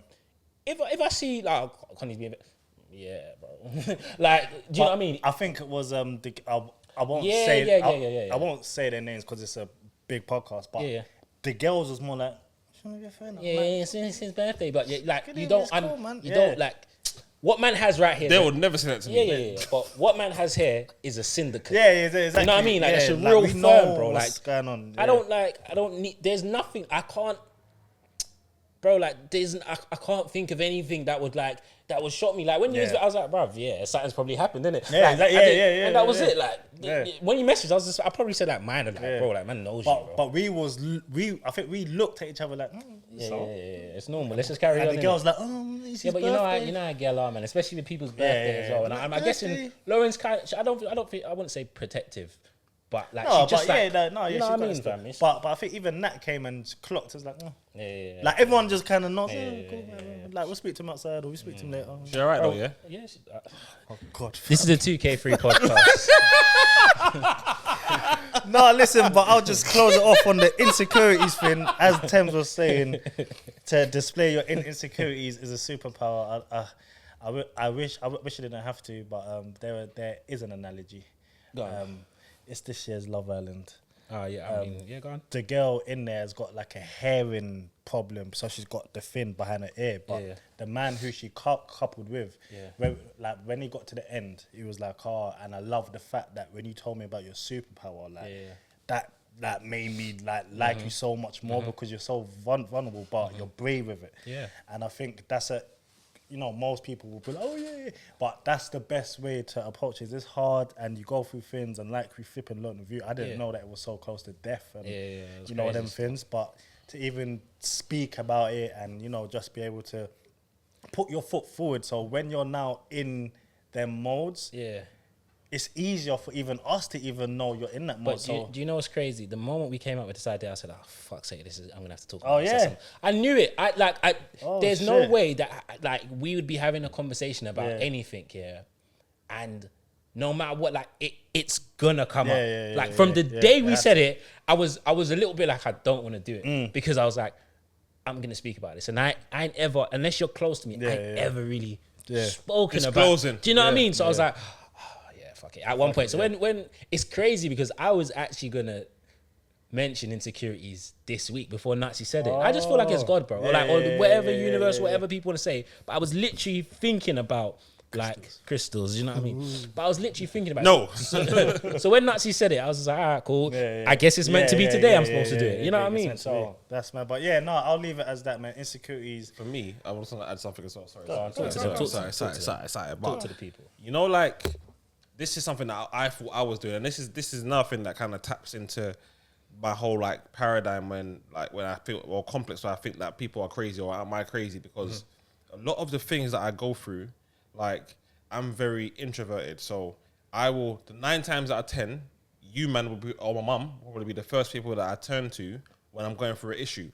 But more time, unless and this is something that changed when the whole Leroy thing came about, because I was going through it, and I tend to sit there and have conversations with myself in my own head, and I used to think, I can't really tell people that because that sounds kind of crazy, and people are very quick to label you crazy in the kind of generation that we're in right now. So I tend to be very introverted and have conversations with myself, and by the time I've discussed it with you, man, in the group chat or the face to face, I'm already pretty I'm already over the hump of the problem. You man are just giving me the through ball, the assist to get to the finish line or whatever. Or just sort of, because I'm exactly the same. I have so much convos, when, especially when I'm going, when I have to work through something, I'm doing it in my head. I'm having this conversation in my head, and it could be quick sometimes, but the conversation is being had. But what you sometimes want is you just want another pair, because I also realize I'm just talking to myself. Do you know what I mean? Yeah. So sometimes sometimes you need different opinions. Exactly. So you to broaden the or just maybe either to justify what you're saying, or sometimes and maybe this is probably the opposite effect. Sometimes when you're getting onto yourself or something like that or something, whatever, cool, and then, but even though you're having this conversation, like inherently, I'm chatting shit. It's cap, Of course. So then sometimes when you just bring it out to someone else, like, no, you're good, and it's just like, I was capping to myself still. But I knew I was capping to myself. The mind is fucked. Like, the mind is fucked, bro. But I was saying it to say, basically, it's lovely and it's great to have, like, massively support units around you and stuff. Us three are all grateful to have each other, and we've got the same things with our individual families and that as well. But that's to say that those that are not so fortunate, you might. This might be brilliant advice, and it might be absolutely shit advice because it might work for some and not work for others. But the conversations that you should start to have with yourself, I think, are like crucial to growth. Like very, very, very crucial to growth. But like I said, it will work for some people, and it will not work for others. Don't blame me. Just try it. All right, this is the last thing, because I really just wants to leave. Like, he's just had enough. You can see him getting up, sitting down. We're losing daylight. The veggie barbecues are ending. So another thing, veggie drink up time. I think we'll probably have another conversation about this. Is just to lead on from what Connie's saying. It's like, as well, if you actually need to speak to someone and you haven't got no one around, like, I know there's this big stigma on therapy, and especially how we've grown up, but it's kind of changed, I guess, in the society now. Yeah. But like, don't be afraid to do that. I think we'll definitely talk on that as well. Yeah. Anyway, but Joey, take us out. Well, I just want to say, likewise, with the talking to myself, I do that. I think I talk to myself more than I talk to other people. To be honest with you, I have lots of convos with myself, and the same thing with you. Sometimes I want the justification for my close people, and sometimes I want my mind to be changed. But that's just an echo. But Insecurities. It's been a very long and bearing all episode. But just to people out there, I'm not going to tell you come and DM us or comment your insecurities. But with everything you said, with everything you've heard today, please use some of that advice to come face to face with yours and just plan the steps of getting over it. A lot of the time, the guys have said like they've gotten over the hump, and some people are still facing the hump, like they ain't even tried yet. But from all of us here, we hope that you get through it, and we hope that the things that we've said today can aid you in spots that maybe you needed it and you didn't even think that you needed it. And we'll just leave it there because this is getting on, and I know you people are going to get on to us. So 2K3 the podcast, thank you for all the likes, comments, views, subscribers, all of that stuff. We will see you next week. And one thing I want to say is that not every episode is going to be the bancy, mad laughing, dropping down. Sometimes we're going to come from a place of there's a time and a place for everything. Yeah. This is just what happens when real niggas have podcasts. I can't do it. We'll leave it there. Man needs to have that as our thing, you know? I can't do it.